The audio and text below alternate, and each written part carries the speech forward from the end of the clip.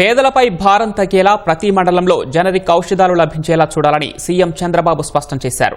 జన ఔషధి స్టోర్లు పెట్టేందుకు BC corporation నుంచి పెద్ద ఎత్తున వచ్చిన దరఖాస్తులను పరిశీలించి తక్షణమే వాటికి అనుమతులు ఇవ్వాలని అధికారులను ఆదేశించారు. దీంతో పేదలకు తక్కువ ధరకే మెడిసిన్స్ లభించడమే కాకుండా బీసీ యువతకు విస్తృతంగా ఉపాధి లభించేందుకు మార్గం సుగమమవుతుందని చెప్పారు. వైద్యారోగ్య శాఖ మంత్రి ఉన్నతాధికారులతో ముఖ్యమంత్రి చంద్రబాబు సచివాలయంలో ఉన్నత స్థాయి సమీక్ష నిర్వహించి కీలక నిర్ణయాలు తీసుకున్నారు.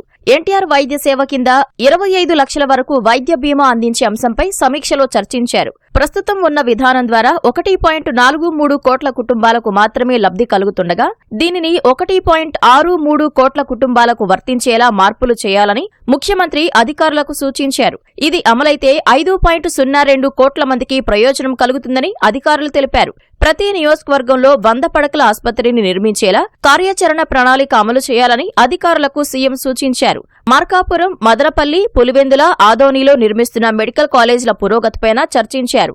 రాష్ట్రంలో ప్రస్తుతం ప్రతి 1000 మంది జనాభాకు 2.24 బెడ్స్ ఉండగా వరల్డ్ హెల్త్ ఆర్గనైజేషన్ నిర్దేశకాల ప్రకారం 3 బెడ్లు ఉండాలని సూచించిందని అన్నారు. దీని ప్రకారం రాష్ట్రంలో మరో 12,756 పడకలు అందుబాటులోకి తేవాల్సి ఉందని, దీనిపై సమగ్ర అధ్యయనం చేయాలని ముఖ్యమంత్రి అధికారులను ఆదేశించారు. వివిధ వ్యాధులతో చికిత్స పొందేందుకు ఆసుపత్రులకు రావడం కన్నా అనారోగ్యం పాలవ్వకుండా ముందుగానే జాగ్రత్త పడేలా ప్రజలంతా ఆరోగ్య సూత్రాలు పాటించేలా అవగాహన కల్పించాలన్నారు. ఇందుకోసం యోగా, నేచురోపతిని ప్రమోట్ చేసేలా యోగా ప్రచార పరిషత్ ఏర్పాటు చేయాలని ఆదేశించారు. 3 రీజనల్ స్టడీ సెంటర్లలో 64 మంది సభ్యులను నియమించేందుకు అనుమతించారు.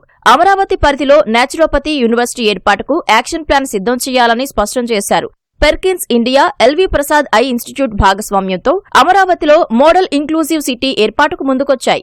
దీనిపై ఆ సంస్థల ప్రతినిధులు ముఖ్యమంత్రిని కలిసి ప్రజెంటేషన్ ఇచ్చారు.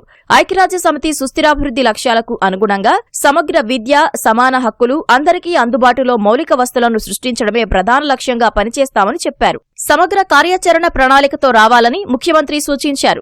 రాష్ట్రంలో ప్రతి ఒక్కరి హెల్త్ ప్రొఫైల్ రూపొందించే క్రమంలో తలపెట్టిన ఉచిత వైద్య పరీక్షల పైలట్ ప్రాజెక్టును కుప్పం నియోజకవర్గంలో 45 రోజుల్లోగా పూర్తి చేయాలని ఆదేశించారు. కుప్పం నియోజకవర్గంలోని కుప్పం, శాంతిపురం, రామకుప్పంతో పాటు మరిన్ని ల్యాబ్ టెస్టింగ్ సెంటర్లు ఏర్పాటు చేయాలని, శాంపిల్ కలెక్షన్ టీంలు పెంచాలన్నారు.